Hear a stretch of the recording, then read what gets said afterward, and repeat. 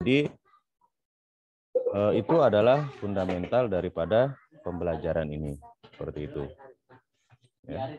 Jadi teman-teman tidak hanya mengerti teori, tetapi nanti bagaimana mengimplementasikan dan kita dapat berkolaborasi ya pada kondisi saat ini. Gitu. Minimal teman-teman tahulah gitu ya bahwa oh sekarang sedang happening ini nih kayak begitu. Sehingga kebermanfaatannya nanti bisa langsung dirasakan oleh teman-teman semua gitu. Ya.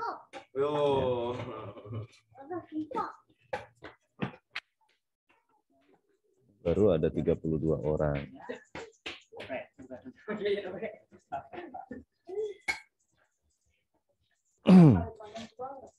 Terlihat ya, termonitor ini slide saya. Terlihat, Pak.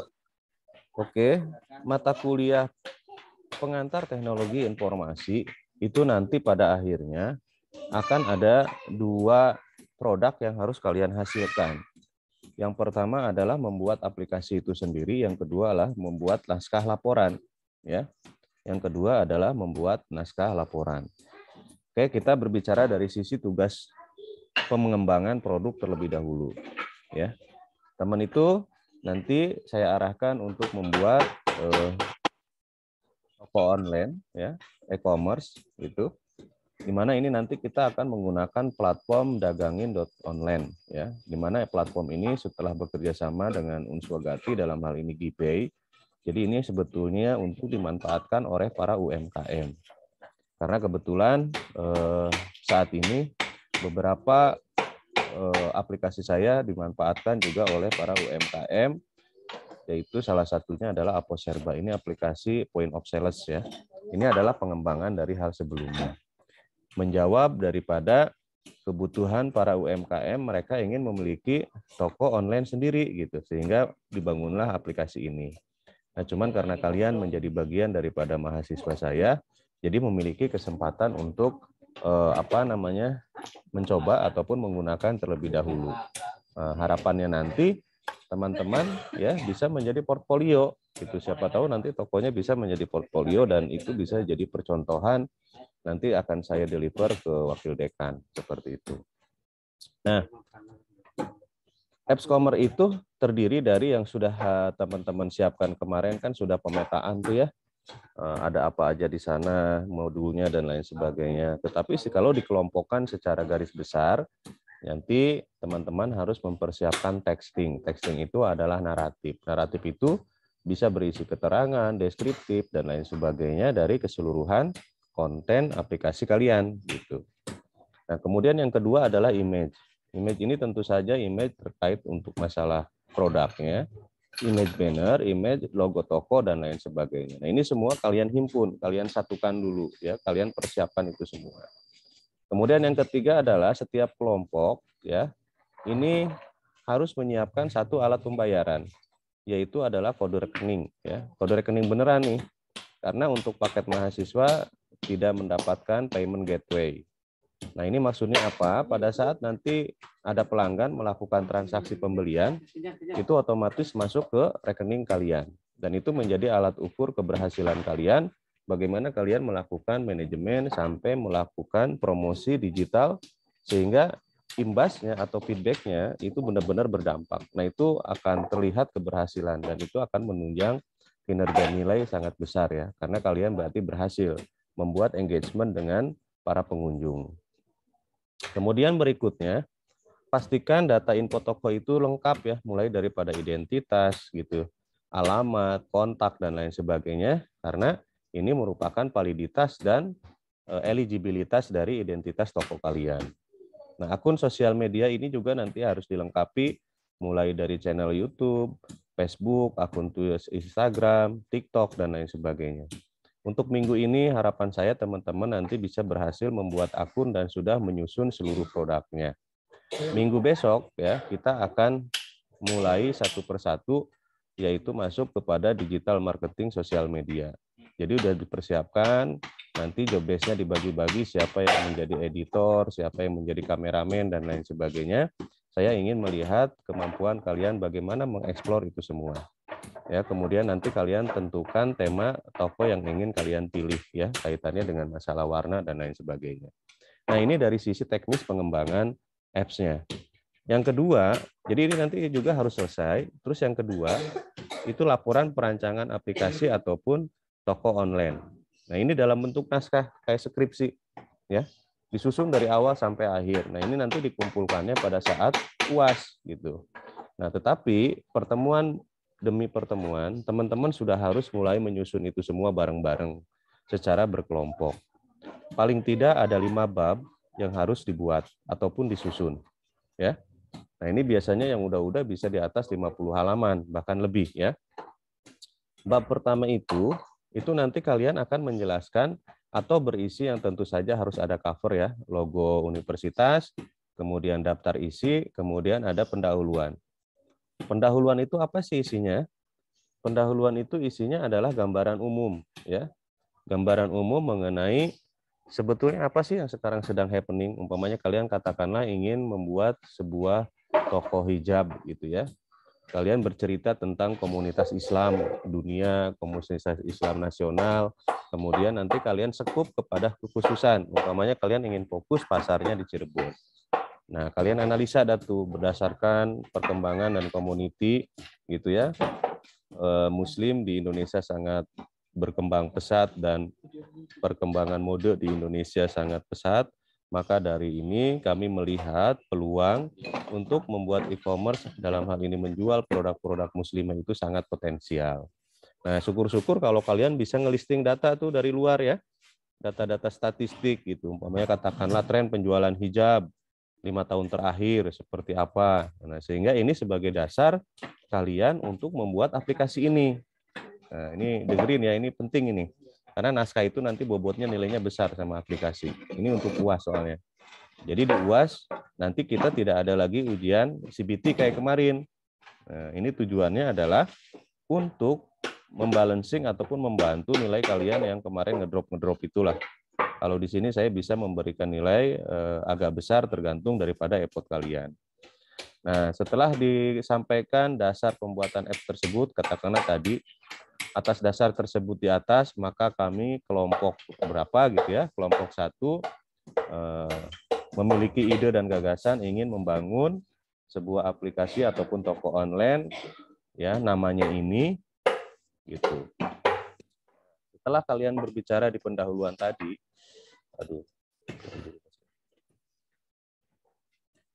kepala tiba-tiba suka puyeng muter. Kemudian yang kedua, di bab kedua, tuliskan maksud daripada pembuatan naskah ini, ya. Tujuan daripada pembuatan naskah ini, ya, perancangan toko online. Kemudian yang ketiga adalah identitas toko, sebutkan nama toko, URL-nya apa, URL nanti yang di aplikasi jadi ya, kontak dan lain sebagainya kalian harus lengkap. Kemudian berikutnya nama kelompok. Nama kelompok ini adalah nama kelompok pengembang, yaitu kalian, ya. Siapa aja, NIM dan namanya. Kemudian struktur dan pembagian tugas. Kalian itu kalau nggak salah kan ada 5 atau 6 orang gitu ya. Nah, saya ingin masing-masing nanti memiliki peran dan job desk yang jelas. Nanti dituliskan di situ ya, si A sebagai apa, job desk-nya apa. Ada 3 kolom ya, pakai tabel saja. Kayak gitu. Ya tentu saja ada leader pada setiap timnya gitu ya. Kayak gitu. Jadi nama, kemudian dia sebagai apa perannya, kemudian job desk-nya apa. Jelaskan.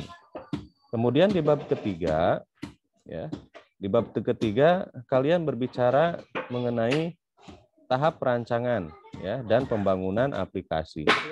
Tahap perancangan itu apa sih yang dilakukan? Yaitu adalah pengumpulan ide ataupun ide gagasan. Kalian jelaskan bahwa kami di dalam perancangan pertama kali melakukan rapat umpamanya. Ya, brainstorming dengan tim, kami menentukan kira-kira apa yang menarik gitu. Sehingga kami simpulkan bahwa kami memiliki ide ini. Nah, itu harus ada prolog begitu ya. Kemudian yang kedua adalah pemetaan mind map. Dari hasil diskusi, dari hasil rapat, maka kami petakan. Nanti gitu kalimatnya. Maka kami petakan modul apa yang ada di dalam toko online kami. Nah, mind map yang kalian buat, tugas yang sudah dikirim kemarin itu, Ya, kalian jelaskan, deskripsikan di bawahnya bahwa toko kami ini terdiri dari produknya ini, alamatnya ini, kontaknya ini. Itu semua dijelaskan. Nah, setelah tahap pemetaan ini selesai, berikutnya adalah berarti kalian harus menyiapkan sumber daya, yaitu kolektif data, ya. Mulai deskripsinya, siapa tugasnya yang ngumpulin, mulai foto-fotonya siapa yang ngambil dan ngedesain, mulai videonya siapa yang untuk ngambil dan melakukan editing dan lain sebagainya. Nah, tahapan kolektif data ini nanti kalian jelaskan, ya, dilaksanakan dari kapan sampai kapan, apa aja sumbernya dan lain sebagainya. Seperti itu. Berikutnya ada tahap pembangunan atau development, ya.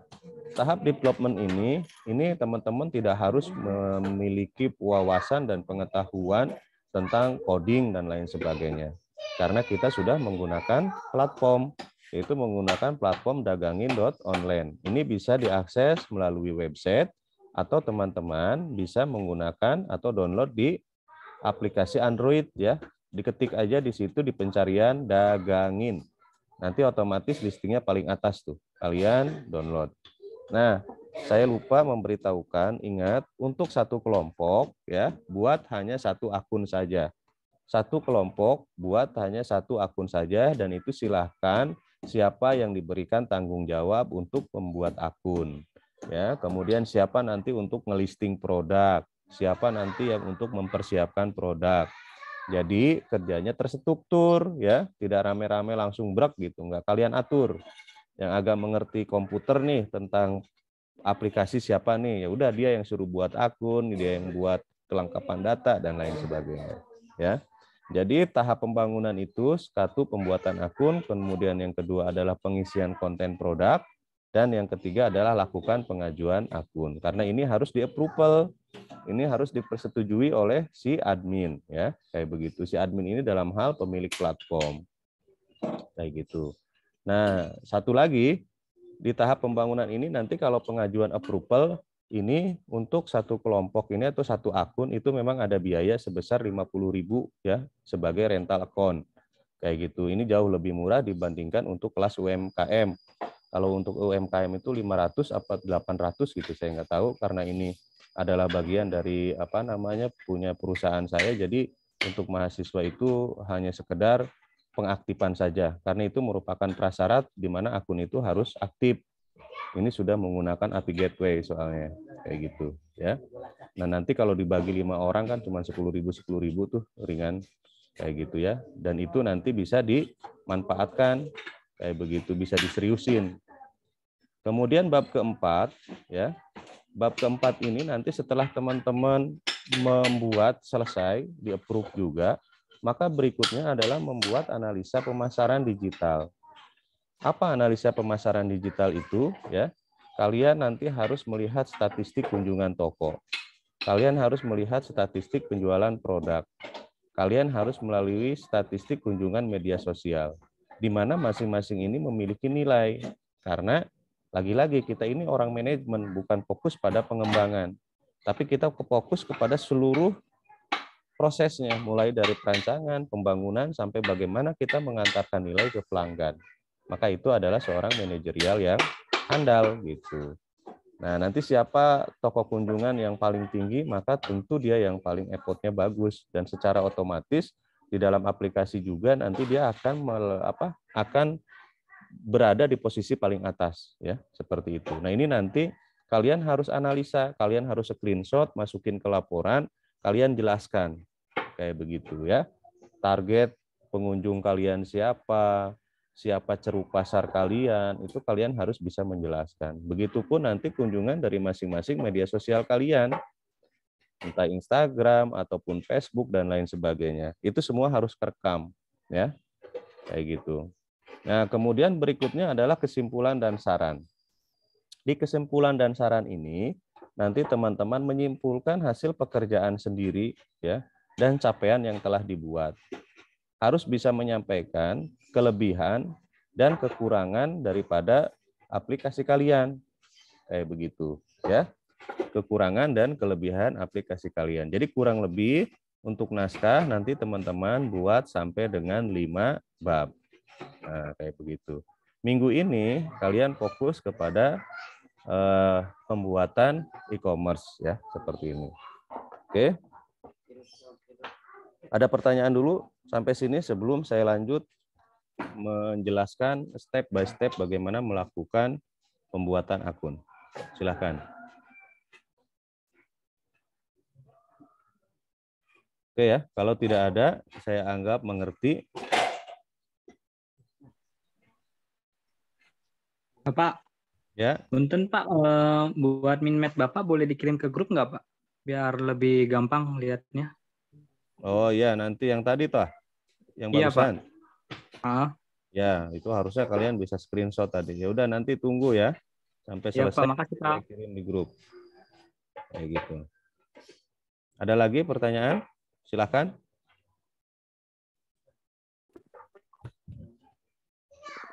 Untuk tugas nanti kalian harus benar-benar serius lakukan, apalagi di dalam penyusunan naskah ya.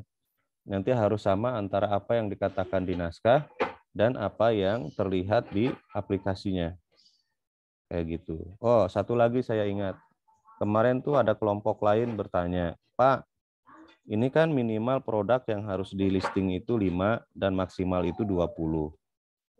Bagaimana kalau kami seandainya semua satu kelompok ini kebetulan tidak memiliki produk, tapi kami ingin membantu atau bekerja sama dengan UMKM lain. Contoh umpamanya tetangga punya toko, contoh umpamanya saudara punya jualan baju, contoh umpamanya saudara punya jualan makanan. Apakah itu boleh? Itu boleh yang seperti itu ya. Jadi kalian nanti kolaborasi dengan real UMKM yang benar-benar ada, itu boleh. Justru itu yang disarankan. Gitu. Jadi kalian nanti lihat nih di lingkungan kalian ya, mulai dari lingkungan terdekat dulu, keluarga, saudara, tetangga.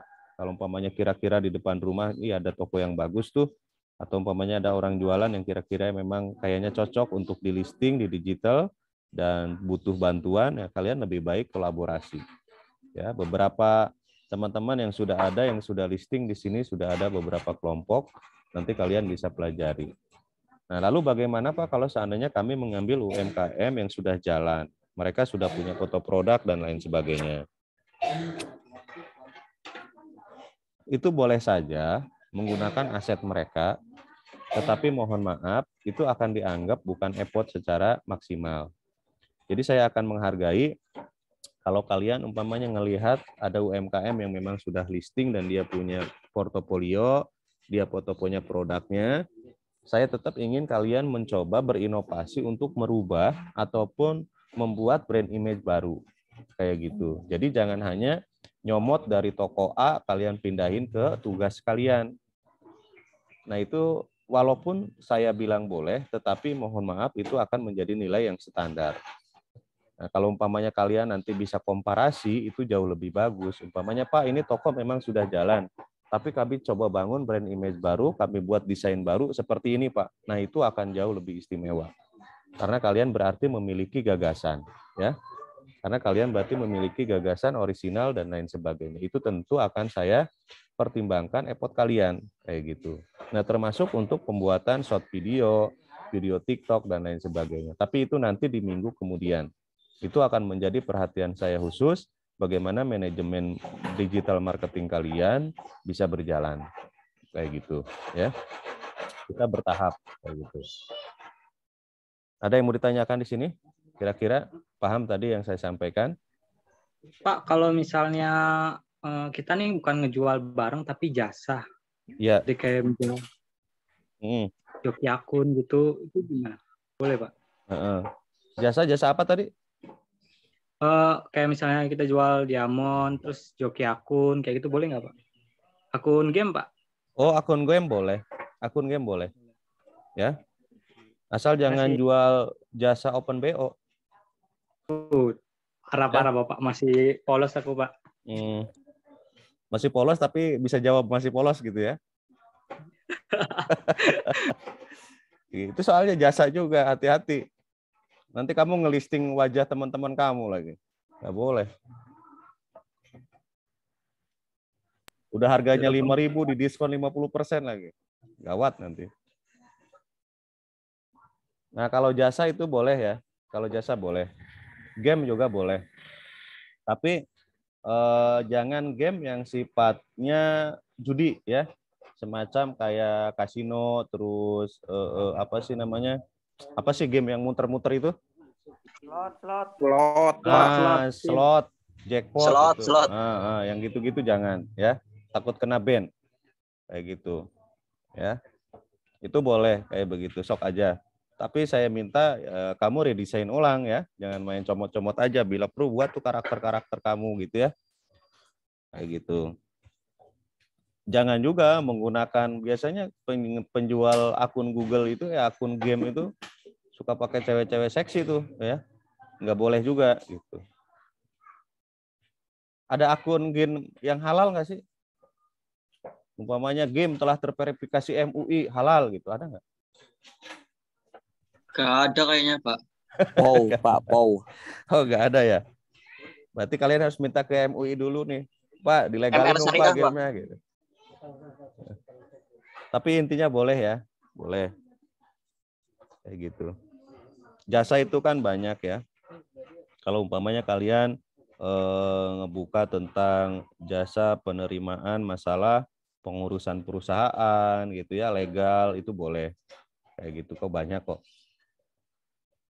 Tadi game juga boleh. Itu sebetulnya kan ada produknya juga gitu. Kemudian apalagi umpamanya pelayanan kesehatan, perawatan kecantikan. Nah, itu kan game ya. Game apa, jasa. Tapi alat pembesarnya jangan. Nggak boleh. Gitu. Walaupun masuk kategori kesehatan. Ya. Umpamanya facial wajah, treatment, nah itu boleh lah. Itu ya. Bikin kutek gitu. Salon lah, salon kecantikan, kesehatan tuh boleh. Yang masih di dalam batasan ataupun koridor itu kesehatan dan kecantikan tuh boleh. Ada lagi silahkan.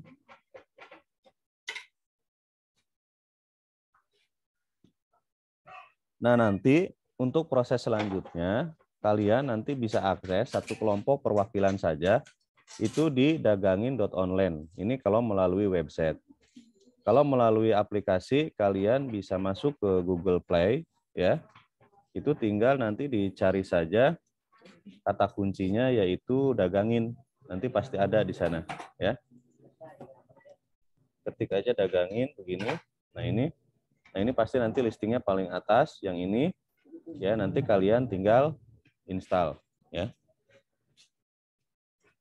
Kemudian berikutnya setelah itu nanti kalian melakukan proses pendaftaran ya. Proses pendaftaran di sini nanti tinggal daftar. Nama itu adalah nama toko kalian, email adalah email toko, tapi tolong yang benar ya emailnya karena ini buat verifikasi. Kemudian passwordnya itu minimal 8 karakter ya, minimal 8 karakter. Seperti itu. Bentar. Di sini saya buat contoh dulu, contoh umpamanya toko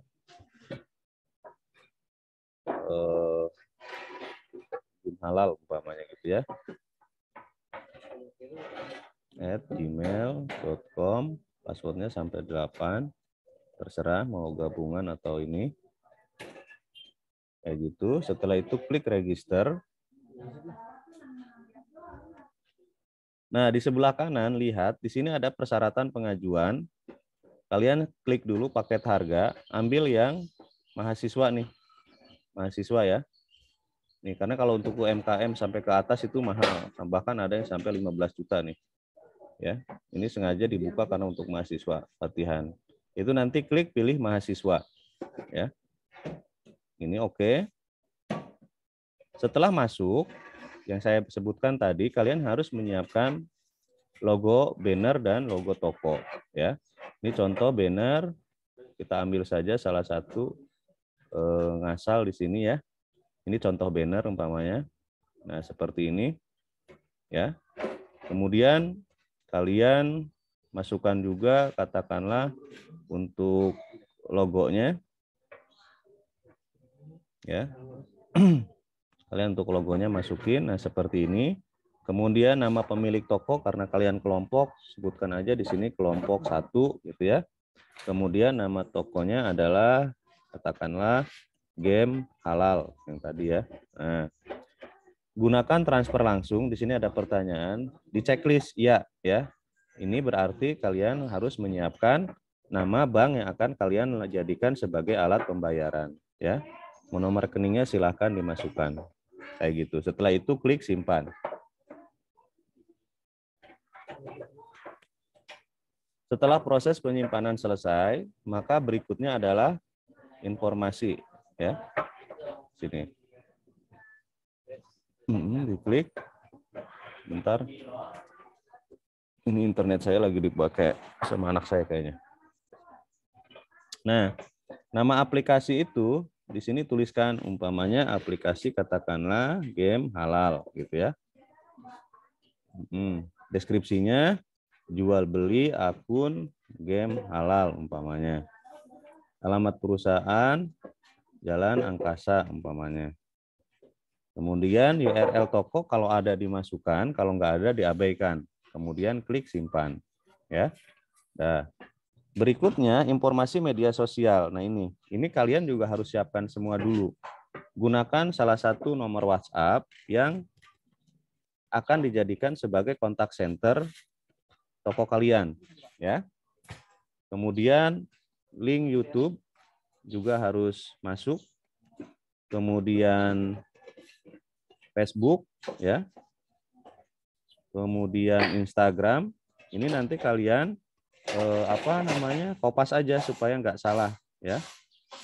Kayak gitu. Ini hanya contoh saja. Kemudian nanti Twitter. Ya. Nah, setelah lengkap, klik simpan. Kemudian berikutnya yang paling penting adalah informasi produk. Nah, ini yang harus disiapkan sampai dengan 20 produk kalian maksimal, minimal 5 ya. Ini foto produknya cukup satu saja. Gunakan istilahnya gambar yang bagus gitu ya. Contoh seperti ini. Saya masukkan, ini bisa nggak PNG? Ya. Ya. Nah, tapi ini saya ganti deh, jangan yang bulat, nanti disangka bulat lagi. Oke, ada nggak di sini? Instagram sebentar. Saya perasaan punya desainnya Instagram tuh. Waduh, coffee shop sebentar. Saya ambil dulu materialnya supaya nggak salah persepsi. Di sini coffee shop umpamanya. Nah, ini kalian bisa sebetulnya membuat media kayak gini tuh menggunakan PowerPoint. Asal kalian sense of designer-nya emang ada. Gitu. Nah, ini adalah contoh-contoh yang saya punya tuh. Saya bikin nggak pakai Photoshop yang repot-repot. Paling gambar masternya aja ya. Kayak gitu. Ini kenapa saya punya banyak kayak gini? Karena saya menghandle beberapa perusahaan dan hotel yang ada di Jakarta untuk media sosialnya ya. Coffee shop kita ambil satu saja sebagai contoh gitu ya. Current slide ada di download, oke. Kita masuk gitu ya. Katakanlah ini ya. Nah, ini. Kemudian nama produknya apa sih? Umpamanya katakanlah kopi Jawa halal umpamanya gitu ya. Ini harganya katakanlah 15.000 ya. Di sini deskripsinya ya. Berbahan biji kopi asli yang ditanam petani Indonesia dengan plus umpamanya katakanlah ya. Siapa yang masuk ya, plus puasa 30 hari gitu biar enak umpamanya. Stok produknya 100 di sini atau berapa terserah ya, sesuai dengan stok kalian. Nah, maka nanti akan masuk ke samping. Lakukan hal yang sama untuk seluruh produk ya, lakukan hal yang sama untuk seluruh produk. Selesai dibuat, maka kalian pilih layout. Ya, layout di sini untuk membuat ciri khas daripada toko kalian. Katakanlah karena ini saya copy, maka saya pilih gray. Ya, kemudian klik layout 1. Berhasil, maka secara otomatis simulasi ya aplikasi kalian sudah terlihat seperti ini. Ini adalah yang sebelah sini. Ini adalah gambaran daripada link URL toko kalian. Ini adalah detail pada saat produk itu diklik. Maka gambarnya seperti ini. Ya, gambarnya seperti itu. Setelah selesai, kalian silahkan klik dashboard di sini. Ya, setelah klik dashboard di paling bawah ini ada metode pembayaran. Yang tadi saya bilang 50.000 itu. Pilih salah satu alat pembayaran, baik itu virtual account maupun transfer. Ya, seperti itu. Setelah itu kalian klik ajukan pembuatan aplikasi. Maka proses pembuatan pengajuan aplikasi sedang dilakukan. Nah, nanti akan ada admin yang memverifikasi apakah pembayaran kalian sudah masuk apa belum. Nah, ini nanti akan tampil seperti ini. Kalian copy virtual account-nya, kemudian nanti kalian lakukan transfer. Ya, kayak begitu. Nanti kalau sudah akan ada approval. Ya, kemudian nanti kalian bisa cek di sini. Ini masih pending karena kalian belum melakukan transfer seperti itu. Nah, setelah selesai di sini, maka kalian tinggal menunggu sampai dengan proses verifikasi oleh admin. Atau nanti bisa mengingatkan saya, gitu ya. Pak, kami telah melakukan registrasi dan pembayaran, mohon di-cek. Nah, ini adalah contoh-contohnya. Ini kalau contoh di dagangin.online. Ini menampilkan seluruh toko yang ada di sini, ya. Yang mana tadi? Nah, ini. Nah, tapi nanti kalian akan memiliki link URL toko sendiri. Ini salah satu contoh kelompok yang sudah buat, yaitu Hoki Shop. Hoki Shop, ini kalau diklik, dia akan masuk ke tokonya. Nah, maka yang wajib dipromosikan itu adalah toko merekanya, yang ini. Ya, ini. Nanti kalau umpamanya pengajuan pembuatan aplikasi sendiri aja, umpamanya katakanlah Hoki Shop ini pengen bikin APK sendiri nih, bukan pakai dagangin, itu bisa. Gitu ya, nanti akan tampilannya seperti itu. Tapi memang itu berbeda paket. Kalau mahasiswa nggak sampai pembuatan aplikasinya. Nah, tapi inilah link URL inilah nih yang harus kalian engagement, yang harus kalian promote ke macam-macam jaringan, ke Facebook, kemana. Jadi nanti kalian begini cara di sini deskripsi gitu ya, deskripsi iklan, kemudian nanti URL-nya di selanjutnya. Maka nanti tampilannya seperti ini. Nah, lakukan hal yang sama untuk di jaringan. Tuh, jadi tampilannya bagus ya, media sosial kalian. Nah, kalian mengerti bagaimana cara mengengagement, memviralkan, mengcrowd gitu ya dari lapak kalian ini. Kalau kalian ingin fokus kepada produk kalian yang dijual, berarti nanti hijab spot ini dibuka dulu ya seperti ini, baru nanti kalian ini bisa copy ini linknya, masukkan ke jaringan media sosial kalian ya, sama seperti tadi.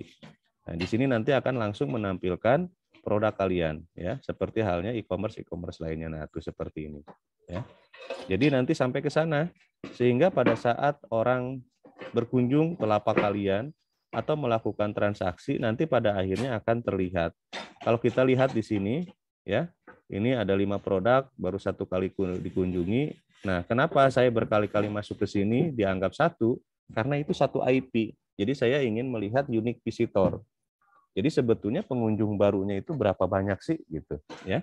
Nah, di sini kelihatan masing-masing produk juga. Nah, inilah yang nanti pada akhirnya begitu kalian membuat iklan, membuat viral, mengajak orang, mengengagement, akhirnya nanti banyak pengunjung yang lihat, secara otomatis toko kalian nanti akan naik di atas di sini. Termasuk produk kalian yang banyak dilihat, otomatis nanti akan di sini tampilnya. Langsung ke atas dia, sesuai dengan jumlah kunjungan. Nah, inilah yang nanti pada akhirnya akan dijadikan sebagai bahan evaluasi kalian. Kayak begitu. Jadi ini kompetisi nih. Ini kompetisi bagaimana kalian melakukan manajemen digital marketing itu berhasil gitu ya. Ini sebagai portofolio kalian, latihan kalian, anggap saja saat kalian menjadi seorang marketing manager ataupun manager operation. Jadi harus paham dari awal sampai dengan akhir. Nah, kurang lebih seperti itu gambarannya. Sampai sini paham ya? Cukup jelas ya? Gitu. Jadi tugas kalian ini tidak hanya membuat nih, udah kalian harus membuat sebuah produk, jadi aplikasinya kalian harus menyusun perancangannya, kalian juga harus melakukan crowd marketing, digital marketing. Nah, sejauh mana sih sebetulnya kehandalan kalian, sense of managing-nya sampai mana gitu loh. Nah, kayak gitu. Ini memang pekerjaan kolektif. Kalau di perusahaan ini pekerjaan kolektif, pekerjaan banyak orang. Nah, tapi karena di sini kalian terdiri dari 5 orang, bagaimana nih mengoptimalisasi dari masing-masing job desk? Ya, disinilah peran kalian sebagai seorang manajemen. Ingat, tidak hanya berbicara masalah sisi teknis, tetapi kalau orang manajemen adalah bagaimana kita pandai mengatur dan mentaati. Tujuannya apa? Supaya tujuan perusahaan itu bisa tercapai, ya, supaya apa yang kalian bangun itu bisa sukses, kayak begitu. Tujuan perusahaan yang paling akhir dan nggak ada lagi sebetulnya adalah uang, pendapatan. Saat perusahaan kalian, saat organisasi bisa mencapai titik achievement, yaitu berupa keuntungan perusahaan, maka disitulah dianggap sebagai kesuksesan gitu. Walaupun memang di teori marketing 4.0 bahwa keberhasilan marketing manajemen itu adalah sekarang tidak hanya membuat pelanggan itu mengambil keputusan membeli, tetapi mereka benar-benar sampai titik resonan, sampai titik benar-benar loyal, cinta sama produk itu, mau diganti sama yang lain juga nggak mau. Nah, kalau kalian menjadi manajer sudah bisa membuat seperti itu masyarakat, itu sudah dahsyat. Kalian akan mahal tuh, akan dicari perusahaan. Nah, tapi pembelajaran itu nggak sederhana. Dari awal sampai akhir kalian harus mengerti dulu roadmap-nya. Kayak begitu. Nah, ini yang saya ajarkan ke kalian, real, ya, apa yang saya lakukan saat ini di dalam dunia nyata dan di banyak pekerjaan yang sedang saya pegang gitu, baik lembaga negara maupun swasta, kayak gitu. Kalau kalian sudah bisa melakukan digital marketing, pemanfaatan kondisi saat ini, apalagi sekarang lagi zamannya IT, sambil tidur juga kalian dapat duit, beneran, kayak gitu, ya. Itu yang saya alami. Perusahaan yang ngubungin saya kok tiap bulan saya dapat gajian, pernah nongol juga enggak. Kerjaan apa? Saya cuma bikin scriptwriter. Saya ingin bikin ulasan. Kemudian saya bagaimana melakukan engagement. Bagaimana saya responsif terhadap pertanyaan-pertanyaan pelanggan. Salah satu hotel di Taman Mini milik Pak Prabowo Subianto, Padepokan Pencaksilat, saya yang handling. Gitu. Lumayan loh kontraknya. 1 bulan itu mereka untuk bayar jasanya aja itu berarti totally pokoknya kemarin itu sekitar 150 juta lah untuk saya handling tuh 1 tahun. Belum termasuk untuk blastingnya. Jadi pada saat kalian melakukan blasting supaya perusahaan kalian ada di atas, di Google, di Facebook, dan lain sebagainya, itu kan udah duit tuh. Sudah duit. Nah itu nggak sedikit angkanya. Kayak gitu. Dan kalian harus bisa mengatur itu dengan bijak. Kapan kalian harus naikin speednya, kapan harus kalian turunin, kapan kalian harus netral alamiah. Itu ada teknisnya, ya. Jadi nggak serta-merta kalian blast, akhirnya nanti kehabisan senjata, kesananya bingung. Gue mau posting apa nih? Gitu. Ya. Kemudian marketing juga macam-macam. Ada yang modelnya naratif, ada yang modelnya tutorial, ada yang modelnya adalah experience atau yang disebut dengan apa namanya yang menyampaikan pengalaman itu, apa namanya, lupa saya. Kalau kamu pernah membeli sesuatu terus kamu bercerita, itu apa namanya? Testimoni, ya. Ada juga yang model testimoni gitu. Itu tergantung daripada konsep yang akan kalian bangun. Nah, disitulah nanti saya akan bisa melihat titik kreativitas kalian tuh di mana sih sebetulnya. Ngelihat produk kalian tuh harus diapain gitu. Nah, kalau kita bicara nih, umpamanya kayak tadi, penjualan jasa game gitu ya, akun game dengan passion, tentu 2 cara yang berbeda cara ngejualnya pun. Tentu media yang digunakan walaupun sama, ya, visualisasi, nonsen itu pasti tetap akan beda. Jadi tidak bisa umpamanya, oh ini nanti kita gunakan juga di sini, nggak bisa. Disitulah seringkali orang-orang marketing itu mengalami kegagalan. Karena mereka tidak paham ini ada di dunia mana, harus seperti apa mereka berkomunikasi. Nah, kalian harus benar-benar bisa menganalisa itu, dan itu akan lebih keren Kalau analisa itu kalian sampaikan di dalam naskah itu. Kenapa kalian membuat digital marketing itu seperti ini? Kenapa kalian membuat video promosinya itu seperti ini? Itu harus ada alasan. Jadi jangan hanya sekedar udah bikin aja lah, yang penting syarat kuliah. Ya boleh sih, cuman ya sudah, nanti saya juga ala kadarnya gitu. Ya. Karena berbicara konsep pengembangan itu bicara naskah gitu. Saya sekarang laporan akhir tahun ini naskah itu waduh berjuta-juta. Jadi mahal banget. Sebuah karya itu bisa dipertanggungjawabkan kalau sudah ada handbooknya. Ya, seorang pimpinan itu bisa dikatakan pimpinan apabila dia punya konseptual. Jadi semua kembali ke kertas sebetulnya. Ya, nah, kita ini adalah orang-orang manajemen yang harus kuat ngaturnya, yang harus kuat leadership-nya. Jadi kalian nanti di lapangan nggak yang harus kalian tuh membuat apps tuh enggak. Cuman sekarang ini karena di dalam wahana belajar, kalian harus paham, harus tahu bahwa begini loh prosesnya. Maksudnya apa? Supaya kalian paham dan kalian nggak dibohongin besok kalau tadi seorang manajer. Itu maksudnya. Tapi besok kalau kalian sudah turun ke lapangan dan kalian menjadi supervisor atau manajer, kalian tinggal nyuruh aja, nanti prosesnya begini ya. Jadi karena kalian sudah tahu. Gitu. Nah, keberuntungan kalian adalah orang-orang manajemen itu adalah diciptakan untuk menjadi orang-orang leadership. Ke depan teknologi ini akan menguasai dunia. Ya, dunia metaverse, Bitcoin, kemudian blockchain. Itu siap-siap.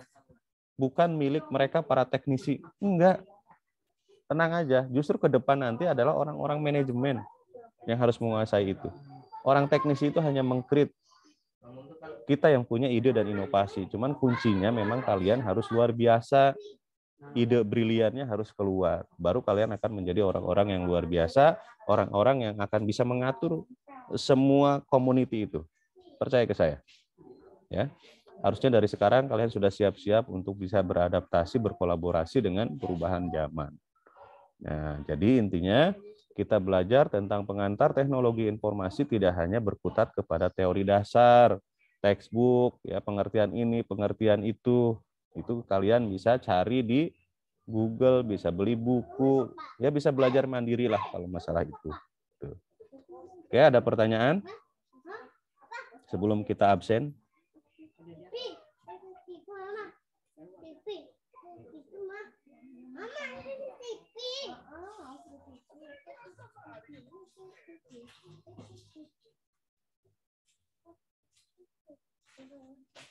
Ini kelas apa? P ya? Pak. Pak. Mau tanya Pak. Silakan. Kalau tadi yang pas waktu cara tutorial yang tadi Bapak kasih tahu untuk yang upload produk, Ya. itu pas waktu pendaftaran semua produk sudah diupload di situ. Lalu misalkan baru siapnya hanya beberapa produk, misal 2. Nanti pas waktu masuk masih tetap bisa ditambahin atau gimana Pak? Ya, betul. Pertanyaannya bagus. Jadi pada saat pembuatan akun, apakah seluruh produk itu harus di listing? Nah, jadi begini. Kalau untuk mengaktifasi akun itu boleh walaupun produk itu belum lengkap. Karena di manajemen produk itu tadi, kalian bisa lakukan perubahan, penambahan, walaupun pada saat registrasi itu belum lengkap. Jadi intinya itu manageable. Jadi bisa. Ya, umpamanya kalian baru punya 5 produk nih. Udah sekarang daftar aja dulu, nanti sembari jalan dilengkapi gitu kan, maksudnya kan? Iya Pak. Ya, Pak. Nah, itu bisa gitu ya. Jadi intinya bisa. Nanti kalian tinggal masuk ke manajemen produk aja. Gitu. Nah, itu kalau bisa silakan nanti kalian bagi-bagi tugas dengan teman-teman yang lainnya supaya yang lainnya nanti jadi ikut ngerti gitu ya. Dan teman-teman yang lain juga jangan hanya menjadi penumpang gelap, coba untuk berpartisipasi dan berperan.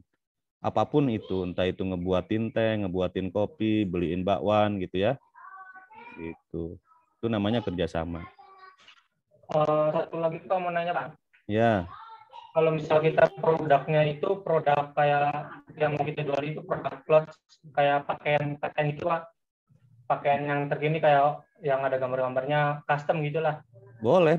Itu kan produk. Nah, kalau produk kayak gitu kan kita kan sistemnya pre-order tuh Pak. Jadi belum ada produknya, tapi kita pesanin dulu. Jadi kalau pas buat foto produk itu kita pakai gambaran mockup atau pakai desain, bukan foto asli produk itu gimana, Pak? Ya, paham. Jadi kamu gambar produknya itu pakai gambar mock-up kan, gambar contoh Ya. kan. Ya nggak apa-apa, tapi yang Jadi penting pada ngumpulin saat orang katalog order, dulu. ya pada saat orang order ekspektasinya adalah memang sesuai dengan gambar yang mereka inginkan. Jadi kalian hanya tinggal buat display contohnya aja. Boleh. Terima kasih, Pak. Farik Ibnu Safrian. Hadir, Pak. Denny Rahman. Hadir, Pak. Rekinaldo. Hadir, Pak. Ahmad Solahuddin. Hadir, Pak. Izi Yekli Sanjaya. Hadir, Pak. Hari Siswanto. Hadir, Pak. Sahal Sabili. Hadir, Pak. Hadir. Nopianti. Hadir, Pak. Diana Septiani. Hadir, Pak. Muhammad Paris. Hadir, Pak. Mana lagi ini? Hadir. Dina Oktavia. Hadir, Pak. Lutiana. Hadir, Pak. Ripaldi. Hadir, Pak. Nabila. Hadir, Pak. Ada Irawan. Hadir, Pak. Bagis. Hadir, Pak. Hadir. Luis Iskandar. Hadir, Pak. Fikran. Nggak ada ya. Hilman. Hadir, Pak. Muhammad Kelvina. Hadir, Pak. Pia Lailatin. Denisa. Hadir, Pak. Elang Handika. Muhammad Rapli Maulana. Hadir, Pak. Mia Sriwidayani. Oke. Muhammad Irsyadul Anam. Adinda Melati. Hadir, Pak. Putri Yuliasari. Hadir, Pak. Christian Aditya. Hadir, Pak. Adianto. Ripki Fernando. Hadir, Pak. Nihayatu Nabila. Hadir, Pak. Rai Pitra Ramadan. Hadir, Pak. Repa Pahriza. Hadir, Pak. Hadir. Dimas Faturrahman. Hadir, Pak. Indra Darna. Hadir, Pak. Teguh Firmansyah. Hadir, Pak. Siti Rodotusipa. Hadir, Pak. Safira. Hadir, Pak. Elora Hikmayati. Hadir, Pak. Ripal Pahara. Hadir, Pak. Adi Tia Nurrahman. Adi Chandra. Hadir, Pak. Oke, semuanya sudah. Ada yang nggak kesebut? Sudah ya? Dia nggak bisa Kenapa? bisa on mic. Siapa? Adianto. Adianto. Tapi orangnya ada. Ada, Pak, ada. Kok aneh? Iya, udah ada. Bener nggak, anjir? Ada. Bapak. Itu dia komen itu, lihat coba. Siapa mana sih? Ya, Hadianto Pak. Pak nggak bisa ininya. Ininya apa tuh saya nggak ngerti juga. Bapak. Mic-nya, Udah. Pak, mic-nya. Udah ya semua? Bener nggak? Iya, hadir. Siapa lagi? Jangan ngomong sendiri atuh. Ini udah semua nih. Pikran ada ya? Nggak ada ya? Pia nggak ada. Elang nggak ada. Ada, Bapak. Pak. Mana? Iya, ada, Pak. Iya. Udah ada, Pak. Pikran. Oh, Pia. Oh, ada. Oh, yang bulat itu ya? Ya. Oke, dah. Oke, terima kasih atas waktunya. Jaga kesehatan kalian. Kabarnya Omicron ini akan masuk dan sudah masuk di Asia. Saya khawatir entah itu benar atau tidak, paling tidak kita tetap jaga kesehatan, patuhi protokol COVID-19. Karena apapun itu, kalau kita sudah terinfek, tetap aja kita repot, kita sakit, bahkan kita bisa meninggal ya. Jadi hati-hati betul. Kemudian yang kedua, ingin saya sampaikan juga, sekarang ini sedang ada atau sedang masuk musim yang tidak menentu atau iklim. Jadi perubahan iklim saat ini memang sedang tidak menentu dan ini memiliki imbas pada kesehatan. Jadi kuncinya kalian hati-hati. Nah, pesan saya kalau kalian ke kampus kemudian hujan, jangan diterabas. Berhenti ya, khawatirnya bukan hujan beneran gitu. Nanti kalian sakit dan lain sebagainya. Kemudian untuk teman-teman kemarin sih dari BMKG ngasih tahu gitu ya, sepanjang